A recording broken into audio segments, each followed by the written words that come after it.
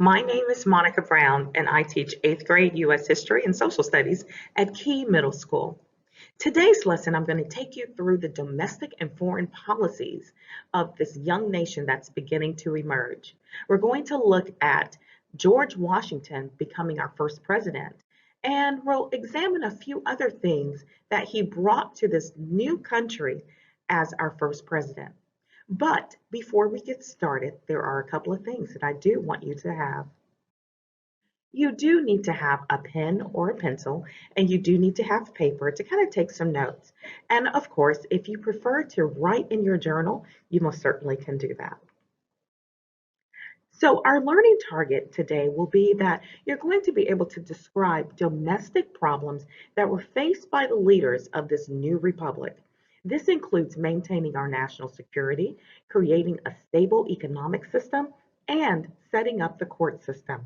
And we're going to specifically look at George Washington today.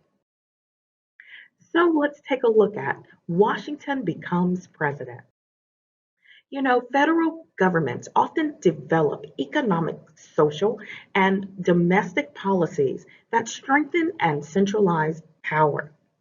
So, my question to you today is how did George Washington strengthen and change these various economic, social, and political aspects of domestic power of the federal government? Well, today we're going to dive a little bit more into Washington's presidency and his leadership qualities. So let's take a look at Washington takes office. I'm going to read about Washington taking office. And as I read, I would like for you to follow along. New York City, April 30th, 1789, 9 a.m. Church bells began to ring throughout the temporary capital of the United States. Thousands of people lined Wall Street. By noon, every bit of space in front of the Federal Hall is taken. New Yorkers have never seen anything like it. The first president of the United States was about to be inaugurated. As Washington prepares to take the oath of office, he is visibly nervous. As he steps out onto the balcony, he is greeted by a huge crowd and he is adored by Americans. As he begins to take the oath of office, he raises his right hand and places the other on the Bible. Robert Livingston asked Washington to repeat the oath after him. Washington speaks quietly, almost whispering the oath. When finished, Livingston announces to the crowd, "God bless George Washington, President of the United States."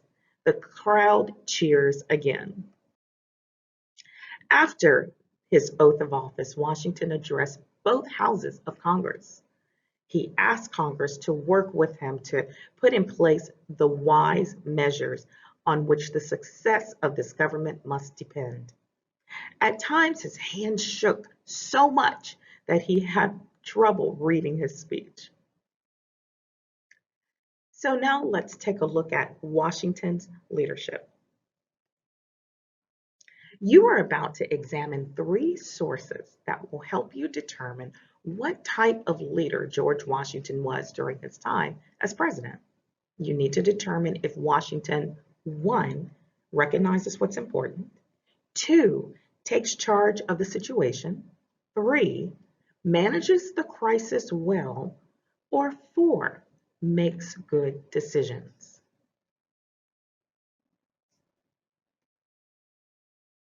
So let's read a little bit about Washington and the Whiskey Rebellion.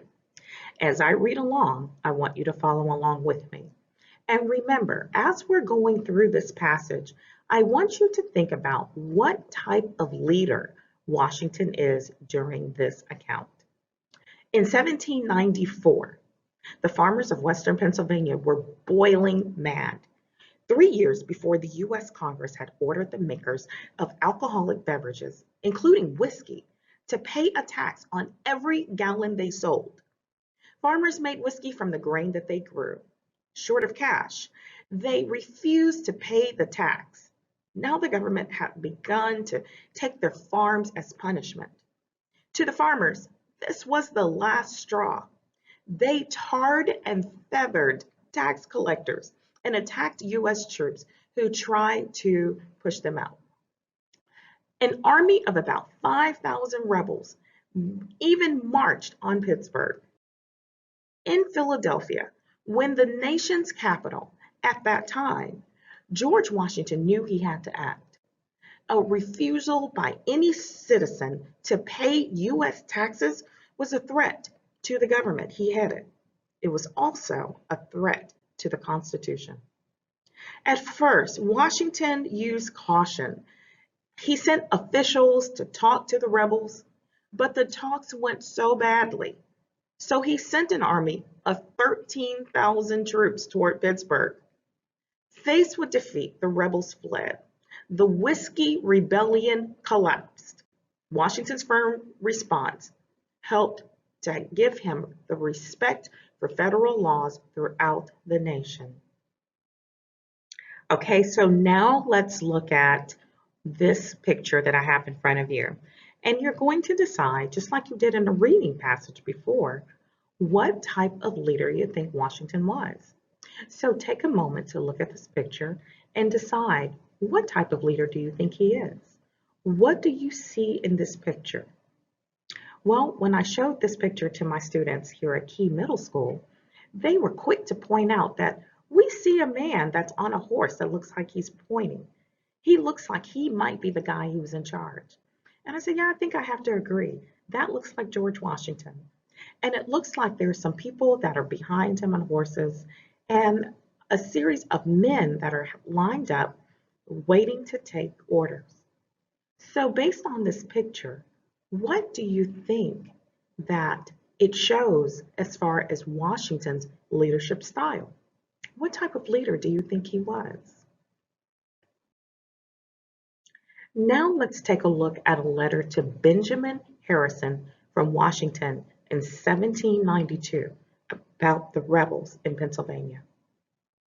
The unwillingness of the individual states to yield or submit to the federal government, their unreasonable jealousy of that body and of one another will, if there is not a change in the system, be our downfall as a nation.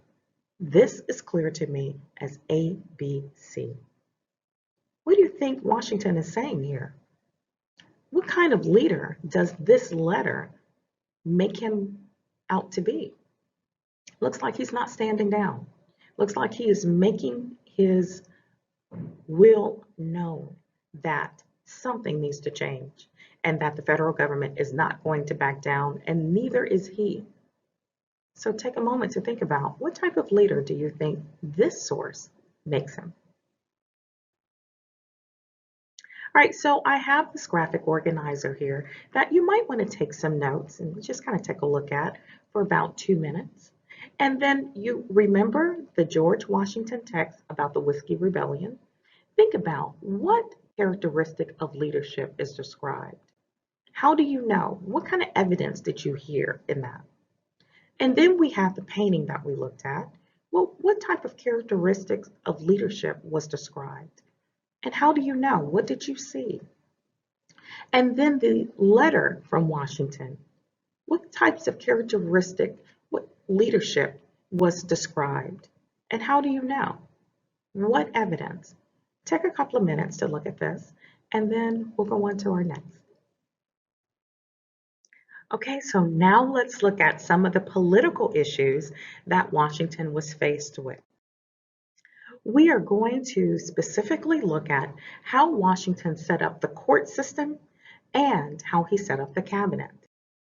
So here's my second question to you today. Why do governments need strong domestic policies? Well, as we decide the answer to that question, I want you to take a moment to think about maybe a real life connection here. So you have been asked to be the president of your school's debate team and you need help. You've got to figure out who's going to deal with the money for your buses and your field trips. Who will settle disputes between your team members and other teams? Who are you going to have to help you if another team threatens you? You can choose peers or teachers or adults you know to help you. So when I did this with my class here at Key Middle School, they really got into this because they literally chose some of their classmates to be part of their team. And in doing so, they were really able to understand this whole idea of creating a cabinet. So you're the president, have one person. You might choose one person to deal with the money or your field trips. You might choose another friend that's going to help you settle disputes. And then another friend who is going to help you, kind of with the security detail. Well, just like you would need help if you were the president of a team or a club, so did Washington. To help support Washington, Congress created executive departments in order to help organize the central government. This was called the cabinet. The creation of the cabinet was one of the many precedents that Washington created during his tenure as president. So let's look at two vocabulary words before we go any further. The word precedent, you probably heard me just use that. Precedent means that it's an action taken for the first time, followed by other actions afterwards, okay? So anytime you do something for the very first time, you're setting a precedent because then you'll probably do that several times afterwards. It becomes your norm. Domestic. The term domestic means occurring inside the U.S. It would be any issue that is on the United States land, okay? So if I say domestic policies, I'm talking about policies that deal specifically with the United States. So let's read a little bit about this cabinet that Washington created. As I read, I would like for you to follow along. The Constitution allowed Washington to appoint officials in charge of executive departments. The chief officials that Washington appointed began meeting together with him in what came to be known as the cabinet. The cabinet was one of the most important precedents established by Washington. So now we're going to look at three different positions that Washington had in his cabinet. The first one, as president, Washington was head of the executive branch of the United States government. During his presidency, the branch included three departments: the Department of State, the Department of the Treasury, and the Department of War. Each department had a different role. The Department of State handled relations with other countries. The Department of Treasury handled the nation's finances. And the Department of War handled the nation's defense. Each department was headed by a secretary. The Secretary of State was Thomas Jefferson. The Secretary of Treasury was Alexander Hamilton. And Henry Knox was the Secretary of War. I want you to take a couple of minutes to look at this and make some notes. I want you to pay attention to the different departments that Washington had, okay? There were three: Department of State, Department of Treasury, and the Department of War. And then I want you to take some notes and decide who was in charge of each one of those departments. Well, you have Secretary of State was Thomas Jefferson. You have the Secretary of Treasury was Alexander Hamilton. And you have the Secretary of War was Henry Knox. Take about 1 minute to look at this, make some notes, and then we're going to move on to our graphic organizer.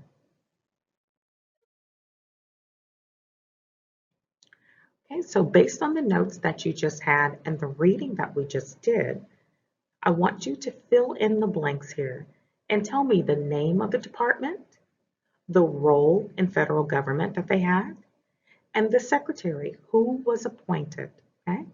I'll give you about 3 minutes to fill in the blanks here on your graphic organizer, and then we'll check our answers.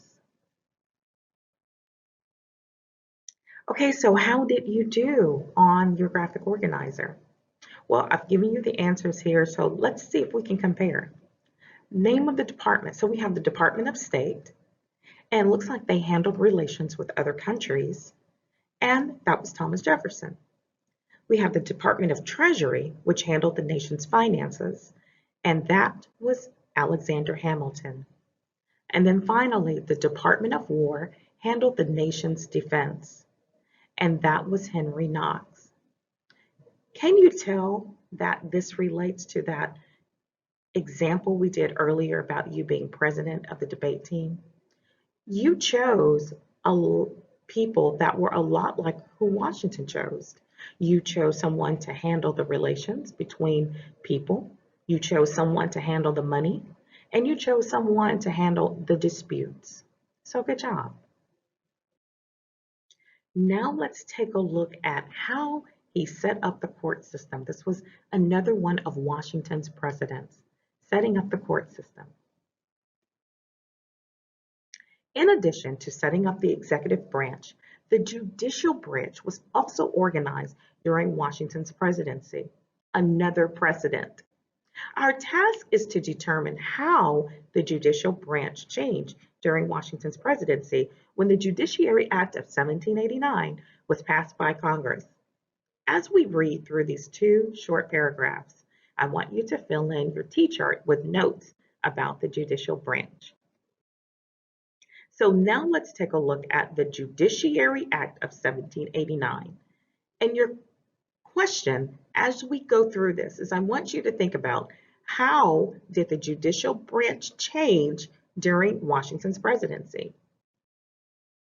So let's read about what happened before the Judiciary Act of 1789. When the Constitution was written, the judicial branch was created. The Constitution provided for a Supreme Court. It also created inferior or lower courts.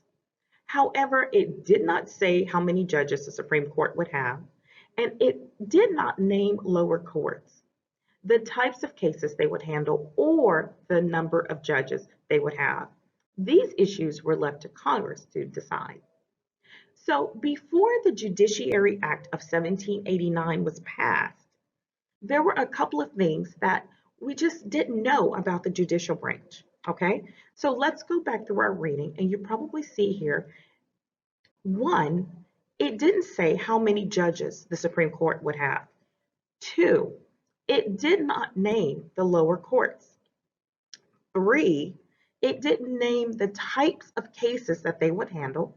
And four, it didn't say how many judges they would have, okay?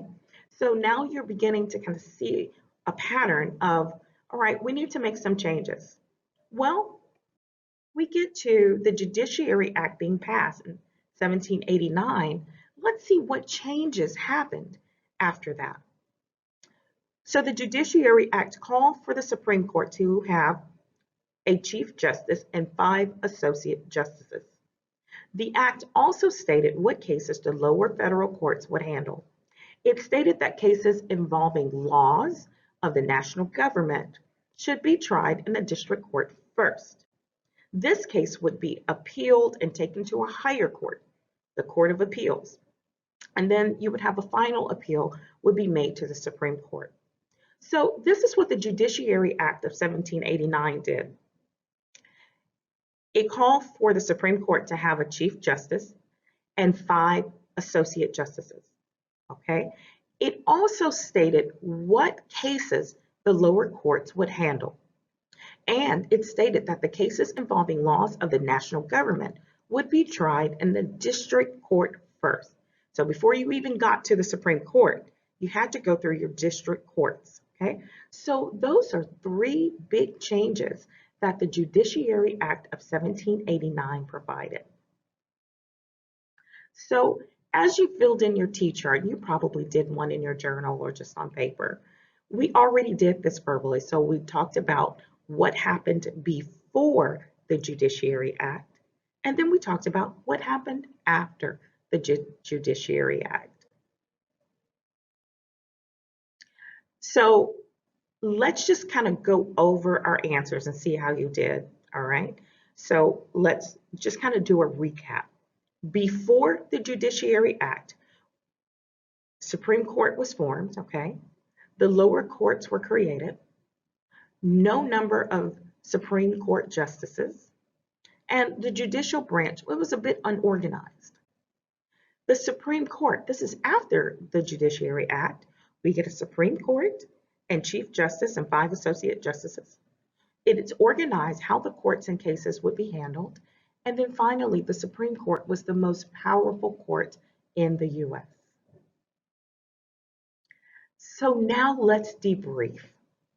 How did the Cabinet of the Judiciary Act affect the federal government? Well, it helped organize the federal government.